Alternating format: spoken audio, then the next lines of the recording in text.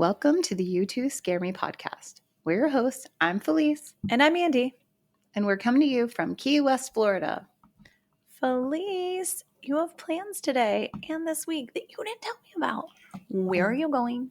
Yes, today I have dinner plans with some friends to a restaurant that I haven't been to before, so I'm excited about that. And then this weekend, I'm actually taking a couple of days off of real work because my little niece has cheerleading competition in Orlando. So I'm going to go there and see my sister and her kids and my brother-in-law. And also my kids are coming from college. So yay, I get to go see them. That'll Super be excited. So fun. Yes, I'm and really you get to excited. go to the mainland. Yes. When you live here, we always talk about going to the mainland because we have no Target or Trader Joe's or basically pretty much anything. Yeah, anything. It's like we're going to a fantasy land, you know?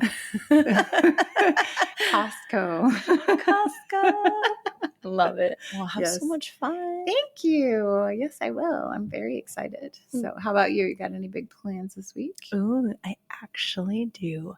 On Friday, I'm going to this pop-up Edgar Allan Poe speakeasy thing. I saw that. Yes. Yeah, so I'm going to go with a couple of girls, and I told them already, I was like, we have to dress spooky. And they're like, what does that mean? You have to teach them the ways. Like, I'm going to wear black and perhaps like the feather thing that I wore for our photo shoot. Yes, I love it. If you haven't seen it yet, go check out our website. You can see some cool photos that we did. It is fabulous. Yes. I just am looking for any excuse to wear that, actually, because why not? Yes. I love it. We have been working on the planning and recording of this podcast for a while, like a few months. Yeah. But we just started releasing episodes. So our friends have just started listening, and it has been so fun getting feedback. So fun. It's crazy. Sometimes I feel like, is this real life? Yeah, me too. And just last night, one of our friends, shout out Priscilla. Hey, Priscilla. She took it upon herself to host a little listening party with some of our friends. And very low key, but so sweet. Champagne and snacks and friends. And it was awesome. And one of our friends showed up with little surprises for us was it from the Martello? I think so. And they are koozies that have Robert's face on one side. And on the other side, it says, Robert did it. Yes, and a little postcard attached to it with a little nice note for us. So that was so sweet. It's been amazing, though. The support that we've gotten, just beginning this journey, there's just people at work, random people from the past have been messaging me and are like, I can't wait for the next episode to come out. My parents are listening. Extended family members have been talking about it. I went to pick up my kids from school the other day, and a teacher stopped me and said, hey, you started a podcast. I love it. And I was like, oh, that's so nice. So taken aback and so excited that somebody that I hadn't directly like, hey, check out this podcast. Right. Well, and that I have to say too, the funny part of this is that Andi and I have been known to kind of bully people that we know a little bit. So if you didn't know, and I never knew this before I listened to podcasts, the download is the important thing. So if you're not downloading the episodes, please do it. Download. But we have been running rampant, telling everyone, please download the episode. Oh, you haven't listened yet? Can I see your phone? I'll download it for you so you have it. It's ready for you. I mean, that's the bullying that Feliz is referring to. We're not mean ghouls. No. You get my pun? We're not punching anyone in the face. But we're like, hey, let's download those episodes. But it's been so nice just to get positive feedback. I mean, I'm not sure if people would really give us negative feedback to our face, but I don't know. Maybe I did have one person say it's an awful lot of giggling. So God. I don't know. We're trying to tone it down a little bit, but if I'm being honest, I don't know if we can. No. That's really not how we live. I don't know. Yeah. Hope you like the giggling. It's us. So in case you don't know us, we are two friends with a love for the unexplained and the super spooky. But don't worry. We only put out good juju, and we respect all the forces at work behind these unexplained phenomena. Phenomena. Phenomena. Oh my gosh. We've been friends for over a decade, and this podcast has been on our minds just as long. We hope to bring you tales to give you chills, make you look over your shoulder, and triple check that the doors are locked, all while laughing along loudly with us. Yes. The tales are mostly true, or as true as any Key West story can be. We dive into a range of story topics like ghosties, creepies, spookies, and weirdos, many of which are local to Key West. Yes, for now. We would like to expand at some time. We'll see.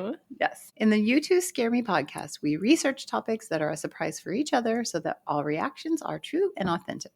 We take turns telling the stories so we both get a little fright. Ooh, I love it.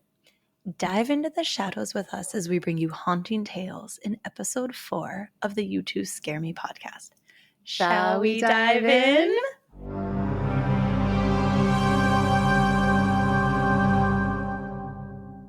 Today we're diving into one of the most iconic and mysterious landmarks on the island, the Ernest Hemingway Home and Museum. It's a place of beauty, history, and, well, let's just say some lingering presences that might still be walking around its lush gardens. Last week's episode, Andy told us about the urinal from Sloppy Joe's that's now in those lush gardens. So, yeah, I think it's a trough for the cats. Yes, I think so too. So now we all know that Ernest Hemingway was one of the most famous writers of the 20th century, and for many, Key West was the place where he truly came alive in his work.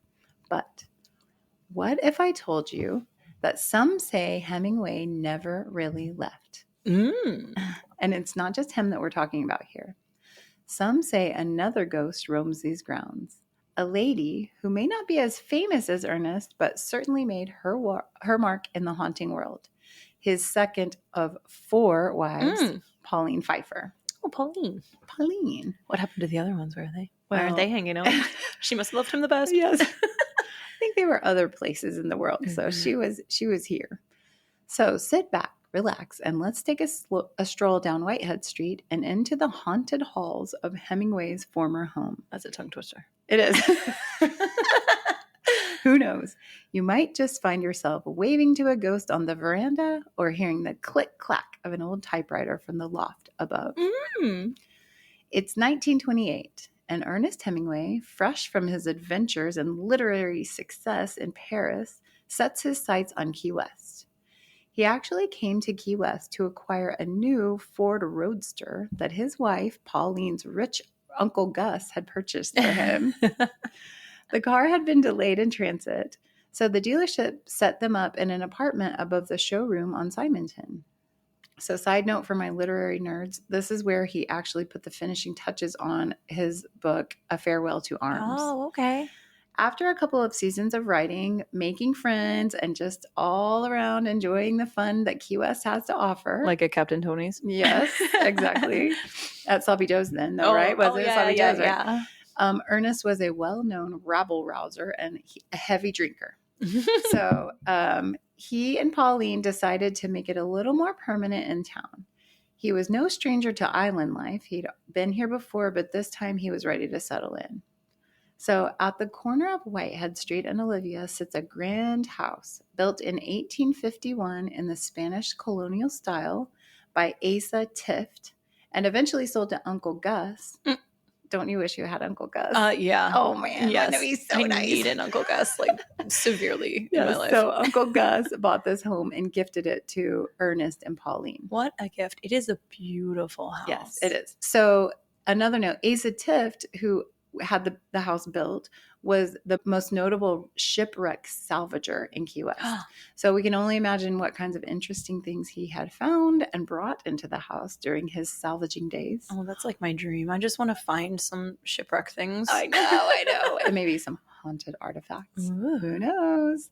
So when Ernest and Pauline moved into the home, it was boarded up, run down, and in need of a lot of love. But much like Ernest himself, they rolled up their sleeves and transformed it into something magnificent. Today, it's actually a National Historic Landmark that sees thousands of visitors per year. Oh, yeah. They're always lining up on the sidewalks Oh, outside. yeah. Yes. The house became a sanctuary for Hemingway's mind. For almost a decade, it was where he produced some of his best work. Here he crafted For Whom the Bell Tolls, The Snows of Kilimanjaro, and To Have and Have Not. Wow. But beyond the beauty of the home and its gardens, something else lingered there. Something that refuses to leave. Oh, no. I have a chill already. Hemingway died by suicide at his home in Idaho in 1961. But in the years following his tragic death, visitors to the home in Key West began to notice strange occurrences.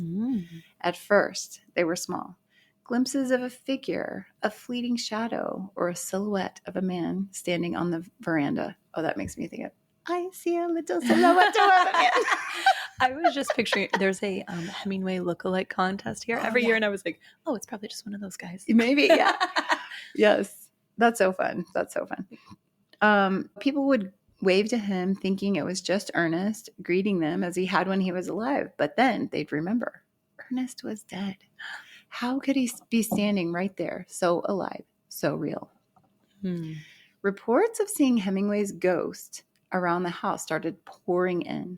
Some claim to have seen him out in the garden, mingling with the famous six-toed cats that still roam the property. To be honest, the cats are the cutest part of the whole tour. There are cute. Over 40 of them, and they all have names. We have a friend that works there. She gives tours, and she sometimes will post pictures of, her with one of the cats, and every single one of them has a name. They're so cute. I love them. And they just have full run of the property. Yes. It's amazing. In fact, there's a bedroom upstairs, and anytime you go there on a tour, there's always a cat asleep on the bed. It's so cute. Others say he's been spotted up on the second floor veranda, tending to the plants as if he never left. But there's one place in the house where his spirit seems to linger more than any other: the writing loft. Of course. No, I mean, that was the love of his life, writing, right? The writing loft is a separate building which has a small set of stairs leading up to it. But in Hemingway's time, there was a catwalk connecting the upstairs bedroom to the loft. Oh, I don't think I realized that. The walkway, it was destroyed in a storm and was never rebuilt. Many staff members and visitors have reported hearing the unmistakable sound of Hemingway's typewriter at work. I love that. Yeah, click, clack, click, clack. Like the author himself is crafting his next great masterpiece. Perhaps he's working on a story that never made it into our world. Or maybe he's just trying to finish that one last line he never got to write. Oh. Either way, Hemingway's presence is undeniably felt in that loft. But Ernest isn't the only one who's said to haunt this house. No, there's also the spirit of Pauline, his wife, who lived in the house with him for many years. And let me tell you, Pauline's presence is just as strong as Ernest's. She was a firecracker. Ernest had started an affair in 1937 with his next wife to be, Martha Gellhorn. So Ernest and Pauline were divorced in 1940. Pauline stayed put in that house. Heck yeah, she was not, she redid that whole thing. She was not going anywhere. She said, you go on ahead and do whatever, but I'm not leaving. And it looks like she was serious about that. Oh my gosh. Visitors have reported seeing Pauline standing at the top of the staircase where she used to watch her children play in the yard. Some have even seen her outside by the gate smoking a cigarette, as she loved to do when she was alive. I love it. I know. Here's the thing, though. It's said that the ghost of Pauline doesn't put out her cigarette butts.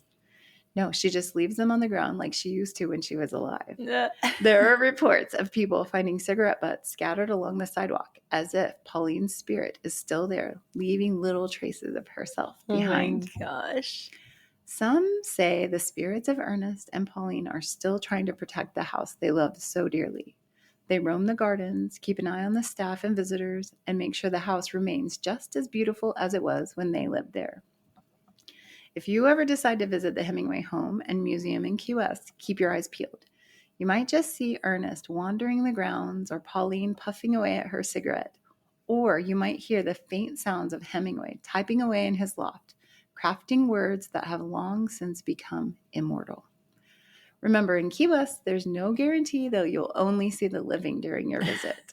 Sometimes in the most beautiful places, the dead are the ones who stay the longest. Ooh, I will say, I think that loft does have a vibe. Yeah. Oh, for sure. Like For sure. I've only been there once or twice, and I remember just the feeling of the sunlight like streaming in, but there is a vibe. Yeah. Not heavy, not scary, but just interesting. Interesting. Yeah. Yes. Yeah.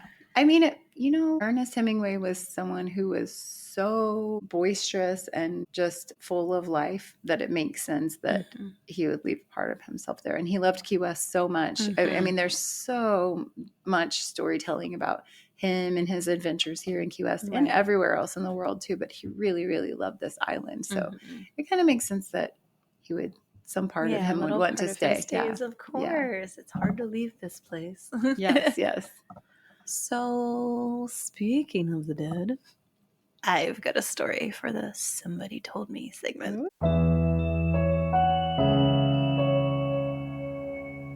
Ooh, let's hear it. I have to say, our Somebody Told Me segment is so interesting because for me personally, with 100% accuracy, anytime I say, hey, is this place haunted? Or, hey, I'm doing this podcast, someone always has a story every single time. I've never had anyone say, oh, no, I don't have a story. Right? Yeah, I know. Every time. And it's so funny because, sometimes you're with these people and have known them for years and you've never heard this story. Yes. And you're like, what?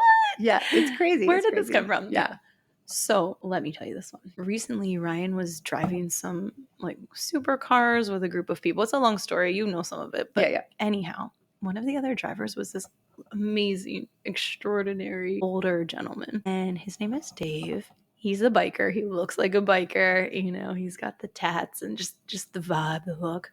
So we're out to dinner with a larger group of people and all different sort of side conversations going on. And I just...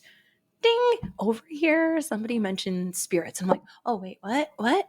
So immediately abandon my current conversation. Right. Gotta go. Leave Ryan behind and go and sit across from Dave. Yeah. And so he's a super cool guy. He's a practitioner of all this Eastern medicine. He's been meditating for 30 or 40 years, Okay. He's just awesome dude. And so we're talking, and we end up talking for like 45 minutes about all kinds of strange and unusual things, like the power of meditation. We talk about physics. We talk about what reality really is. I mean, it went deep. Right. Wow. And he in 45 minutes. Yeah, wow. I know. I mean, and it was just nonstop. And he said, it's like a guru. Yeah, I know. Yeah. And he's so well read, and he gave me all of these book recommendations and things like that. And I was like, wow, this is really an incredible conversation. He's like, I don't know that I've ever gotten into this stuff this deep with somebody before. A total stranger. Yeah. So we just must have, connected. Yeah. But the reason that I first moved over was because I heard the mention of spirits. Mm-hmm. So I said, hey, can you tell me the story that you were telling? And he said that he has a sister who is a medium. And she doesn't collect money for any of her readings or anything like that. And she reads tarot cards and gives readings to people who need them. Mm-hmm. According to her, when she reads tarot cards, she's not actually reading the cards, but the spirits are telling her the messages. So spooky to me. Oh my gosh. Okay. Right. And okay. Listeners, this kind of stuff super scares me. Just FYI. I love it. I love it so much. So I said to him, did she always have these abilities, or, did it develop over time? I'm just so curious about this stuff. And he said, oh, no. Since she was a child, he said she would be outside carrying on full-blown conversations with nobody there. And then they would be like, hey, who are you talking to? What's going on? And she would have a full backstory of a person with a name and like a history and all of the stuff that she was talking to, as if it were you or me just sitting right there. That is crazy. I said, wow, that is so incredible. I wish I could meet her and all of this stuff. And then I said, well, do any of these abilities run in the family? Do you have anything? And he's like, oh, no, not really. And then he's like, actually, I did have this one experience. And I said, tell me more. Tell me more. So he said, he's out in the desert years ago, He's with a buddy. They're on their bikes, their motorcycles. And, I can't remember if it was like the 60s or 70s. So it's a while ago. And, Sure. So they're smoking a little weed. And then they're going to go on this big, ride across the desert. And so they're going, and he said, it's nothing unusual, nothing they hadn't done a million times before. And so they're riding along, and he said pretty soon he starts feeling strange. And so he's feeling like he's like floating. I'm like, oh, okay. So he had some like, it was the weed. yeah, he had something like, but not did he just feel like he's floating. He starts seeing himself from above. Oh, okay. Riding this bike. I've heard of that before. Yeah. And he's like looking around. He can see his buddy next to him. He can see his own body, but he's just kind of floating along overhead. And then they're approaching a turn or whatever in the road. And he's said, oh, I need to go back in. I got to get back. Oh. And so he tells himself he needs to get back. And then he's back in his body and riding the bike and makes the turn and whatever. And they stop. And he just is really like freaked out about this whole experience, right? And so he's kind of sitting there, and his friend's like, hey, Dave, what's going on? And he's like, I don't know, man. And he goes, did it happen to you too? Stop and it. He had like the same thing floating above the body, like feeling nothing, but observing, seeing everything from above, and then need to go back to like get control of this situation again. Yeah. Can you believe did he say where they were? Were they in like? He just said like in the desert. So because he's lived all over, and he currently lives in, I think it's in California somewhere. But that is crazy. I know. And so I'm just so curious about people who have out of body experiences and things like that. Granted, I understand that they were smoking or whatever, but that seems like a very different kind of experience. Also a huge coincidence. Yeah. That is so interesting. You usually, out of body experiences are usually like a near death experience. You're like in the ER and they're trying to restart your heart. Somebody's, the person is like watching from the corner of the room. Mm-hmm. That's so interesting. It seems like it was sort of out of nowhere. I know. That's so weird. Oh my gosh. I know. That's a good one. Whoa. And it totally random. Like had just met this man, and it was amazing. That is wild. I was totally enthralled, just like, no way. Yeah. Wow. That's pretty cool. Nice job. Oh. Thanks. What was his name? Dave. Thanks, Dave. Thanks, Dave. Well, thank you so much for listening to this episode of the You Two Scare Me podcast. We love getting to share this space and these spooky stories with you. We'd like to give a special shout out to Mike, the gate guard, who is our constant source of accountability. Every time we meet, he asks, how's the podcast coming? It's so fun to have people in our community that are as excited about our project as we are. Thanks for your support, Mike. And listeners, you can also support us by telling all your friends, your coworkers, your neighbors, and the guy at the vape store to listen to the podcast. You can also rate and review us on iTunes and wherever you get your podcasts. Don't forget to check out our social media. You can find us on Instagram at you2scareme_podcast or on our Facebook page, You Two Scare Me. Don't forget to send us your own spooky, weird, scary, or ghosty stories for our Somebody Told Me segment at you2scaremepodcast@gmail.com. That's YOUTWO scaremepodcast@gmail.com. Thanks for wandering through the shadows with us. Until next time, stay curious and beware what lurks beyond the light.